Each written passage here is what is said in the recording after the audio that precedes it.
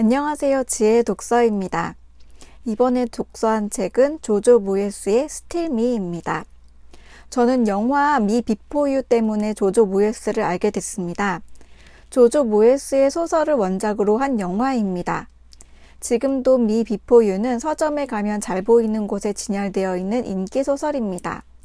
저는 소설론을 읽어보지 못했는데 영화는 정말 재미있게 봤습니다. 줄거리를 짧게 말씀을 드리자면 촉망받는 젊은 사업가 윌이 어느 날 불의의 사고로 전신마비가 되고 그는 안락사를 택합니다. 그의 부모와 합의하에 6개월만 더 살기로 하는데 그동안 윌을 간병하기 위해서 루이자 클라크라는 여자가 간병인으로 오게 됩니다. 둘 사이에서 벌어지는 일들이 미 비포 유의 중심 줄거리입니다. 서로 아주 다른 둘은 처음에는 맞지 않는 듯 보이지만 결국 사랑에 빠집니다. 루이자는 이 사랑으로 인해서 윌이 안락사를 택하지 않을 거라는 희망을 갖지만 그럼에도 불구하고 윌은 결국 안락사를 택합니다. 이건 내가 아니야. 이 삶은 내 삶이 아니야 라고 하면서 말이죠. 사랑하는 사람을 만났고 그리고 윌은 굉장히 부자였고 부모님도 계셨습니다. 그 정도면 살만한데 왜 그러냐는 질문을 우리는 할 수도 있을 겁니다. 하지만 윌의 대답은 단호합니다. 내 자신이 아닌 상태로는 살 수 없다는 것입니다. 그는 활동적인 사람이었습니다. 친구들과 잘 어울리고 액티비티한 취미생활을 즐기고 사람들을 만나며 사업을 하는 사람이었습니다. 윌은 사랑하는 사람을 만나긴 했지만 삶은 사랑 하나만으로 사는 것이 아니고 그 사랑마저 자기 자신이 아닌 상태에서는 행복한 사랑이 되지 못합니다. 돈 역시 자기 자신으로 살아가는 데 있어서 필요한 것이지 더 이상 자기 자신으로 살아가지 못하는 상황에서는 돈도 소용이 없는 것입니다. 이렇게 윌은 자기 자신으로 살아야 한다. 자기 자신으로 살았을 때 비로소 삶에 의미가 있다는 메시지를 루이자에게 그리고 그의 부모님에게 그리고 책을 읽거나 영화를 본 모두에게 전합니다. 노랗고 검정 줄무늬의 타이즈를 좋아하지만 남들의 시선 때문에 신지 못하는 루이자에게 타이즈를 마음껏 당당히 신으라고 한 말은 바로 윌과 작가 조조 모예스가 전하고 싶은 메시지, 자기 자신으로 살라는 말을 상징적으로 압축한 말입니다. 미 비포 유 이후에 애프터 유가 미 비포 유의 뒷이야기, 두 번째 이야기로 출간되었고 오늘 소개하는 스틸 미는 미 비포 유의 세 번째 이야기로 완결편이라고 합니다. 책을 펼치면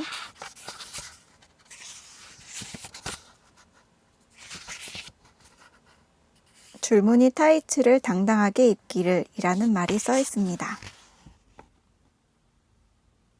루이자는 윌과 헤어지고 정말 힘든 시간을 보냈습니다. 그러다가 소방대원인 샘을 만나서 연인이 되었습니다. 소설은 루이자가 영국을 떠나서 뉴욕에 도착한 공항에서의 장면으로 시작합니다. 루이자가 뉴욕으로 간 이유는 윌의 집에서 간병인으로 있을 때 함께 근무했던 물리치료사 네이선의 추천으로 뉴욕 최상류층의 고프닉이라는 그 부부의 집에서 상주하면서 부인의 어시스턴트로 일하게 되었기 때문입니다. 루이자의 연인인 샘은 장거리 연애를 하는 것이 슬프기는 하지만 그녀가 원하는 것을 더 큰 무대에서 펼쳐나가는 것을 응원하면서 흔쾌히 보내주었습니다. 미 비포 유에서 루이자가 전신마비가 된 윌을 간병했다면 스틸 미에서의 루이자는 아그네스라는 부인을 어시스트하는 일을 합니다. 일거수일투족을 함께하는 비서입니다. 아그네스는 레너드 고프닉의 두 번째 아내로 폴란드 출신의 마사지사 혹은 물리치료사 일을 하는 사람이었습니다. 그녀는 남편 때문에 갖게 되는 온갖 사교 활동을 너무너무 힘들어합니다. 그리고 그녀에게는 남편은 물론 누구에게도 털어놓지 못하는 비밀이 있습니다. 그리고 또 배경을 말하자면 고프닉 부부의 집은 뉴욕에서도 최상류층이 거주하는 지역에 있습니다. 집도 아주 넓고 좋았고 그 건물에는 아파트처럼 빌라처럼 몇 세대가 같이 살고 있는데 아숍이라는 남자가 다른 사람과 함께 교대로 경비를 서고 있었고 이웃 중에는 딘 마틴이라는 프렌치 불독을 키우는 드 위트 부인이 있습니다. 고프닉 씨의 집에서는 부부 외에도 요리를 하는 알라리아라는 여자와 물리치료사로 루이자를 이 집으로 같이 초청해서 데리고 온 네이선도 함께 지내게 됩니다.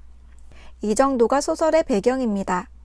루이자가 아그네스의 어시스턴트로 있으면서 겪는 일련의 사건들, 멀리 떨어져 지내는 가족들과의 연락, 그리고 샘과 장거리 연애를 하면서 벌어지는 일들, 이런 것들이 이 소설의 큰 맥락입니다. 줄거리입니다. 샘에게는 새로운 여자 동료가 생기고 루이자는 조씨라는 멋진 남자를 알게 됩니다. 루이자와 샘은 어떻게 될까요? 그리고 스틸미에서도 미 비포 유와 똑같은 메시지를 갖고 있습니다. 자기 자신으로 사는 것 말이죠. 루이자는 고프닉 부부의 집에서 일을 하다가 어떤 오해 때문에 해고가 되었는데 한참 후에야 오해가 풀립니다. 고프닉 부부는 이전보다 많은 급여를 제시하면서 그녀를 다시 고용하기를 원하지만 그녀는 자신이 좋아하고 잘하는 일을 발견해서 그 일을 시작하게 됩니다. 이것 말고도 이 책에서는 꾸준히 자기 자신이 누구인지 아는 것, 자기 자신으로 사는 것에 대한 화두를 던집니다. 책 제목이 스틸미인 것은 루이자가 화려한 뉴욕 생활에 취해서 자기 자신을 잃을 뻔하지만 결국 자신의 삶을 살게 되는 것, 여전히 자기 자신인 것을 의미합니다. 그래서 간간히 계속 그런 말을 해요. 여전히 나는 나야, 이런 말을 간간히 합니다. 우선 책은 재미있습니다. 두께를 보면은 두꺼운 책이지만 술술 읽히기 때문에 주말을 이용해서 읽는다면 하루면 충분히 읽을 수 있는 책입니다. 미 비포 유를 먼저 읽고 이 스틸미를 읽는다면 이야기를 이해하는 데 조금 더 많은 도움이 될 수도 있는데 그렇지 않고 스틸미를 먼저 읽고 루이자가 이전에 어떤 일을 겪었는지 나중에 미 비포 유를 읽는 것도 괜찮을 것 같습니다. 근데 이 책은 약간 유치한 면도 있습니다. 현실성이 좀 떨어지게 느껴지는 그런 부분들, 익살스럽고 로맨틱하고 그런 부분들이 저에게는 그렇게 다가왔는데 제가 이런 사랑을 해보지 못해서이기도 하고 또 이런 상황에 처해보지 않았기 때문이기도 하겠죠. 그리고 루이자는 영국인인데 작가도 영국인이고 주인공도 영국인인데 미국으로 가는 것을 너무 엄청난 무대에 도전하는 것으로 그려지는 것이 저는 좀 의아했습니다. 저는 한국에 살지만 미국으로 간다는 것이 그냥 한 나라에서 한 나라로 간다는 그런 정도의 의미로만 아직 느껴지기 때문에 미국으로 가는 것이 그렇게 대단한가라는 생각이 대단한가요? 만약에 루이자가 처음부터 자신이 원하는 것을 발견하고 가는 일이었으면 대단한 도전이라고 저도 느꼈을 법하지만 여전히 누군가를 어시스트하는 일을 하는데 그냥 장소만 바뀐 게 이렇게 막 대단하다고 추켜 세워질 만한 일인가. 왜냐면 이 책에서 보면 막 남자친구도 응원하고 온 가족이 다 엄청나게 막 대단하다 하면서 응원을 하고 자기 자신도 거기에 대한 자부심을 갖고 뉴욕으로 향하거든요. 근데 특별히 자기가 어떤 꿈을 발견해서 가는 게 아니라 그냥 하던 일을 뉴욕이라는 무대로만 옮기는 건데 자신의 꿈도 아니었고 이게 그렇게 막 대단하게 여길 일인가 하는 것이 처음에 약간 그거를 공감하려고 노력하는데 좀 노력을 기울였고 그래도 뉴욕의 화려한 거리라든지 상류층 모임을 간접적으로 느낄 수 있는 묘사들이 있어서 흥미롭게 읽을 수 있었습니다. 한편 또 여담으로 한국 음식, 중국 음식, 일본 음식도 종종 드러나는데 대부분이 일본 음식이고 중국 음식은 2번 정도 등장하고 막 기다렸는데 한국 음식은 1번 등장하더라고요. 근데 너무 짧게. 그래도 1번이었지만 조금 반가웠습니다. 이 책은 미 비포유처럼 영화화하면 재미있을 책입니다. 이 책은 처음에 출간이 2018년도에 출간이 되었는데 실제로 영화화 되지 않을까라는 생각이 듭니다. 그리고 그랬으면 좋겠는 게 미 비포유에서 윌이 너무너무 잘생기고 멋있었기 때문에 만약에 스틸미도 영화화한다면은 그 윌이 다시 등장하지 않을까 하는 바람이 있는데 왜냐하면 이 스틸미에서도 회상하면서 윌이 자꾸 등장하기 때문이죠. 영어가 됐으면 좋겠습니다. 마지막으로 이 책에서 읽어드리고 싶은 부분 한 군데를 말씀드리겠습니다. 루이자 클라크가 저녁에 라디오 방송 휠 오브 포춘을 들으면서 앞으로 자신의 인생을 어떻게 살아갈 것인가를 고민하는 부분에서 하는 독백입니다. 도대체 루이자 클라크는 누구인가? 난 딸이고 언니고 당분간은 일종의 엄마였다. 남들을 보살피지만 자신을 보살피는 방법은 전혀 모르는 듯한 여자였다. 앞에서 번쩍이는 바퀴가 돌아가는 와중에 남들이 내게 원하는 게 아닌 내가 정말 원하는 것을 생각하려 했었다. 윌이 내게 한 말을 떠올렸다. 남들이 생각하는 충만한 삶을 살지 말고 내 꿈을 이루는 삶을 살라고.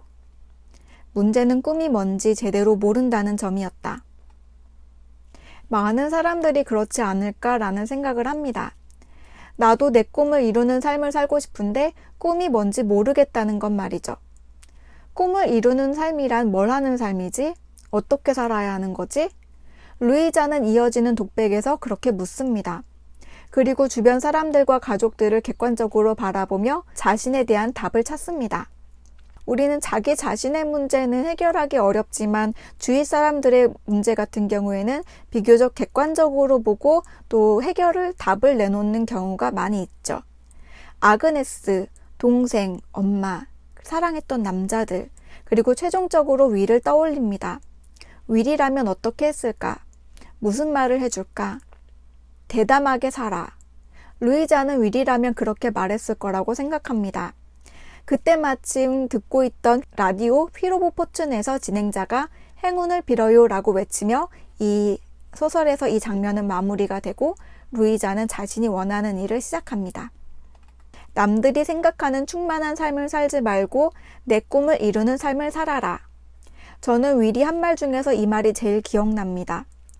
누군가는 비현실적인 말이라고 생각할지 모르겠지만 저는 이것이 가장 현실적인 말이라고 생각합니다.